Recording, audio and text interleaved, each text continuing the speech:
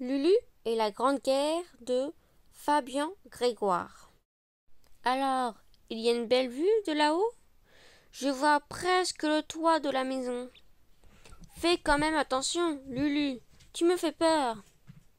Lulu, c'est comme ça que tout le monde m'appelle, mais mon vrai prénom, c'est Lucienne. Chaque été, la veille du 2 août, c'est moi qui garnis le mat de cogagne des enfants. Mon frère Charles, il n'a jamais pu le faire, il a le vertige. Le premier lot est prêt, tu peux tirer. Tous les deux, nous aidons monsieur le maire à préparer la Saint-Julien. Saint-Julien, c'est le nom de notre village. Et c'est le 2 août que tombe la Saint-Julien. Alors, ce jour-là, nous fêtons tous la fête. C'est lourd, qu'est-ce que c'est? C'est le jambon sec, il doit bien faire 5 kilos. Bonjour, monsieur le curé. Vous avez vu ce jambon? Il est beau, pas vrai? Oui, Lulu, il est très beau. Monsieur le curé avait l'air soucieux. Il y a plein de problèmes pour la fête? Lui a demandé mon frère. Excuse-moi, Charles, je n'ai pas le temps de parler de ça maintenant, a-t-il répondu en se pressant vers l'église. Ça nous a semblé bizarre. D'habitude, le curé s'intéressait beaucoup aux préparatifs de la Saint-Julien. Quelques minutes plus tard, c'est monsieur le maire qui est arrivé à grands pas. Il avait le visage sombre. Alors qu'il entraîne dans la mairie, le clocher de l'église s'est mis à carillonner d'une drôle de façon. Je n'avais jamais entendu les cloches sonner comme ça. Le Tosquin, s'exclamait Charles. Le quoi? ai-je demandé. Le Tosquin.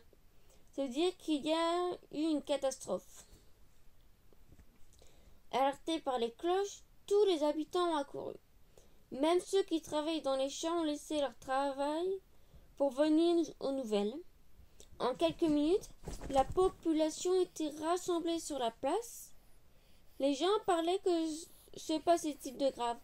Pourquoi le maire portait-il son écharpe tricolore?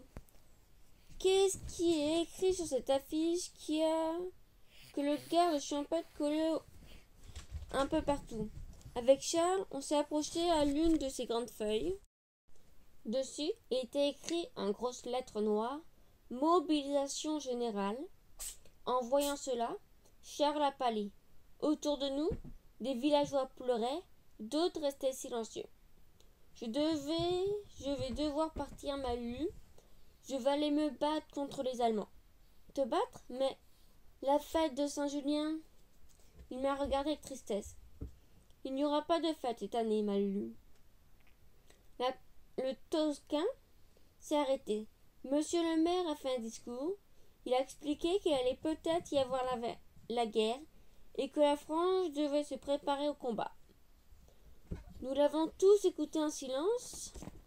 Quand il eut fini, Charles a murmuré « Viens Lulu, rentrons à la maison. » Nos parents avaient appris la nouvelle par les voisins.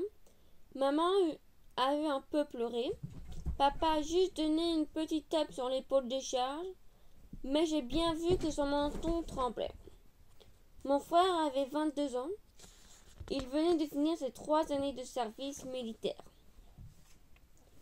C'est comme ça que, le lendemain, nous nous sommes retrouvés à la ville pour voir partir le régiment de Charles.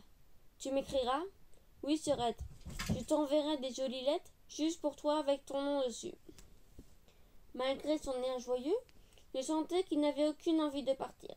Une voix criait « En voiture !» Mon frère m'a pris dans ses bras, m'a fait 2 grosses bises, puis il m'a reposé sur le quai. Quand la locomotive a démarré, tout le monde s'est mis à crier « À bientôt, ma Lulu! Si tu es bien sage, on fera la fête tous les deux quand je rentrerai. » m'a lancé Charles. Par la fenêtre de son compartiment, des larmes ont rempli mes yeux. Je n'ai plus réussi à voir son visage. Tandis que le train s'éloignait, à plusieurs centaines de kilomètres de nous, les soldats allemands commençaient à envahir la Belgique. Le lendemain, l'Allemagne déclarait la guerre à la France. La fête annulée, tous les jeunes hommes partis, le mois d'août a été triste au village. Au café, monsieur le curé faisait la lecture du journal à voix haute pour tous ceux qui ne savaient pas lire. J'allais souvent l'écouter. Les journaux disaient que les Allemands seraient bientôt battus et que la guerre ne durerait pas. Mais les semaines défilaient et elles duraient. Moi, je m'inquiétais pour mon frère, car depuis son départ, nous n'avions encore reçu aucune nouvelle de lui. Enfin, un peu après la rentrée des classes, le facteur nous a apporté une grosse lettre. C'était un jeudi vers 11 heures. Maman a tout de suite reconnu l'écriture de Charles. Elle a aussitôt ouvert l'enveloppe avec le petit couteau qui lui sert à éplucher les pommes de terre. À l'intérieur, il y avait plusieurs feuilles pliées en deux. Sur l'une d'elles, il était écrit « Pour Lulu ». Maman me l'a donnée, j'ai filé au grenier pour la lire. Bien assise dans le foin, j'ai déplié le rectangle de papier.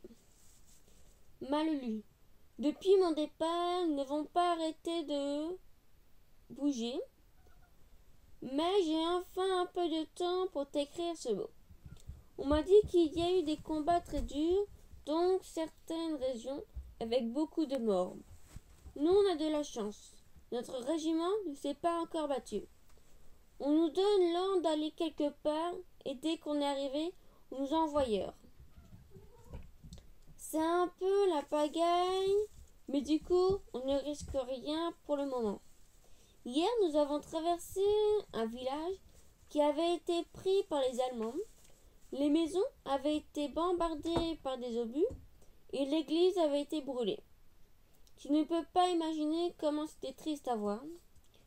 Je dois te laisser, le lieutenant vient de me siffler.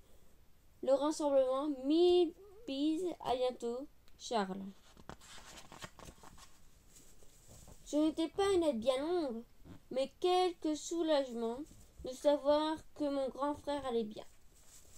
J'ai lu le texte à maman, puis j'ai couru au village pour le montrer à mon amie Clémence, la fille de l'épicière.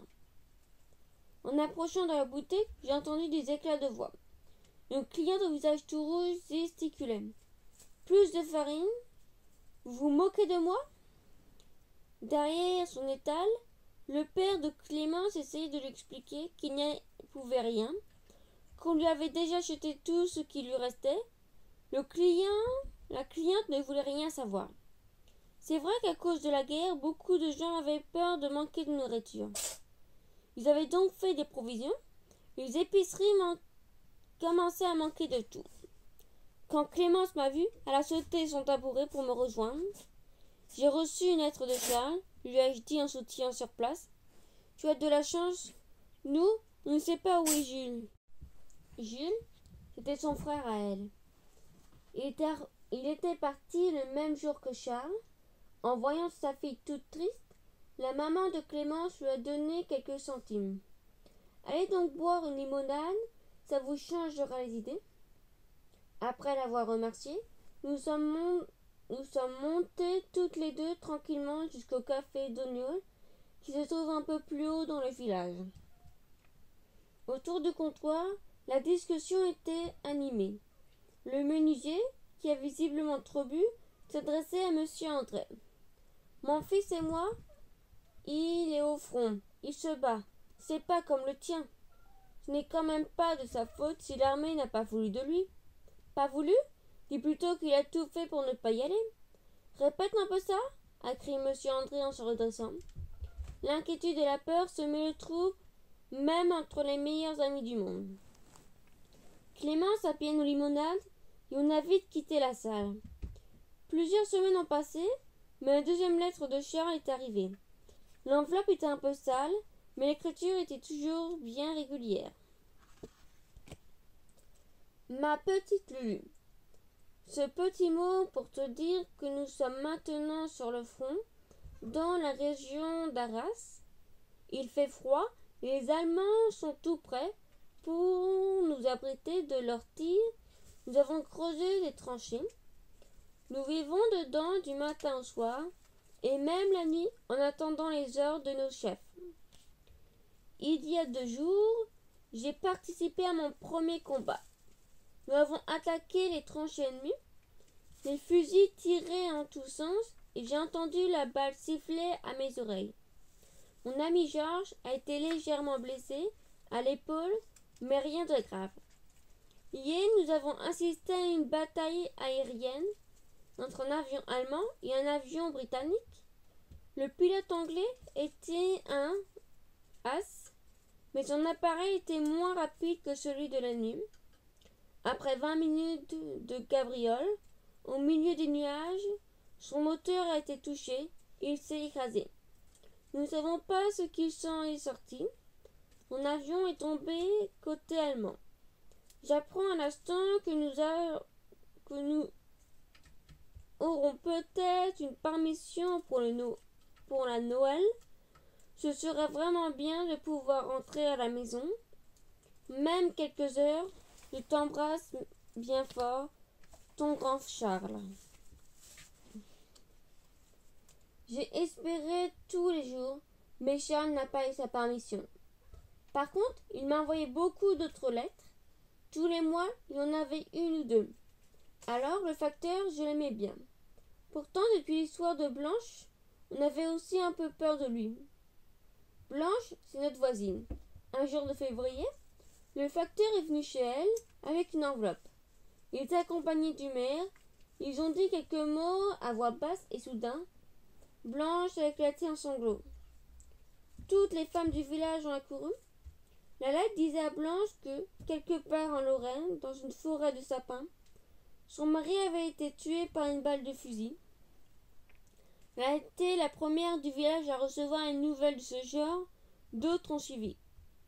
Un mari, un fils, un neveu, un oncle ou un cousin. La liste des victimes s'est allongée. Peu à peu, les vêtements noirs se sont multipliés chez nous. C'est alors que j'ai vraiment commencé à m'inquiéter pour Charles. Ces messages arrivaient toujours, mais la situation au front semblait empirer de semaine en semaine. Enfin, au mois de mai, il m'a envoyé une longue lettre. C'est le dernier courrier que j'ai reçu de lui. Mal lu. Nous sommes dans la région de Verdure depuis une dizaine de jours. Ici, les combats font rage. Il pleut sans arrêt et nos tranchées sont remplies de boue. Les rats courent partout. Ils mangent nos provisions, rongent nos chaussures. Ils nous mordent quand on essaye de dormir. Nous sommes tous épuisés. On n'a même plus la force de se raser.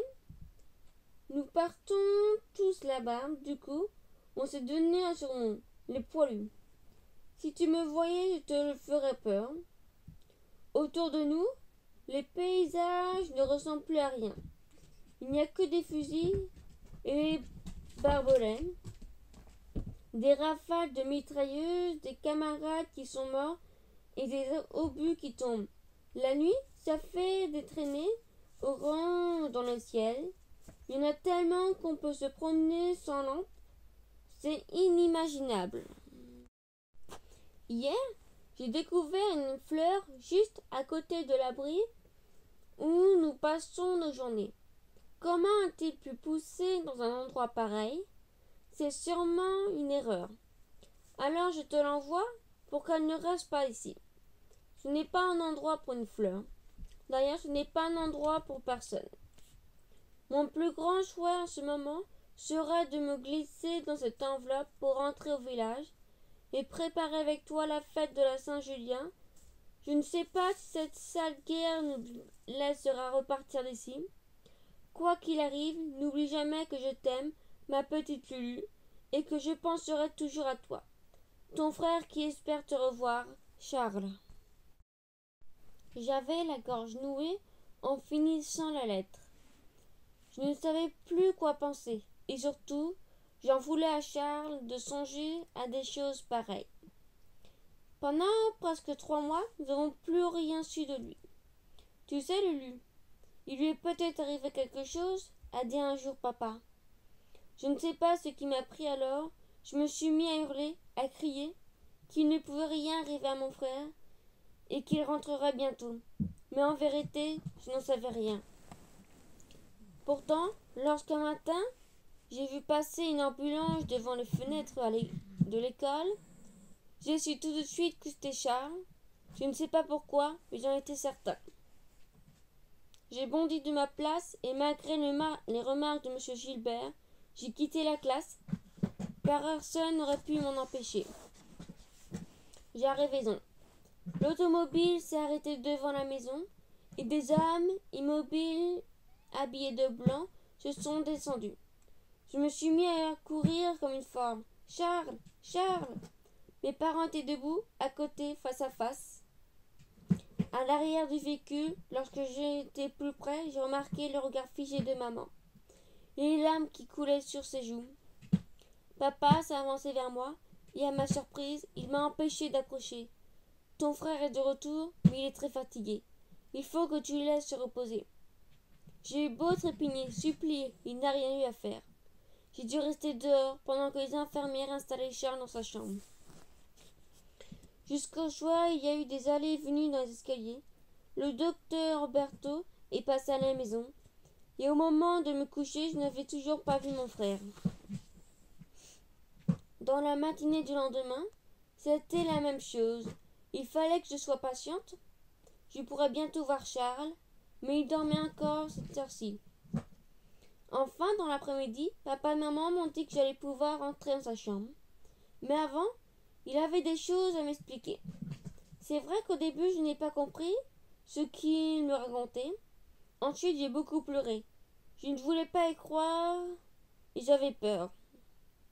Depuis ce jour, j'ai eu le temps de m'habituer à Charles et à son fauteuil roulant.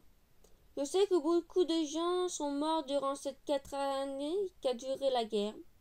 J'ai de la chance que mon frère soit vivant. Pourtant, certains soirs, nous songeons à tout ce que nous pourrons plus jamais faire ensemble. Alors, dans ces moments-là, je saisis les poignées de son fauteuil. Nous montons sur la colline derrière le village pour voir le soleil se coucher sur les champs de blé. Fin.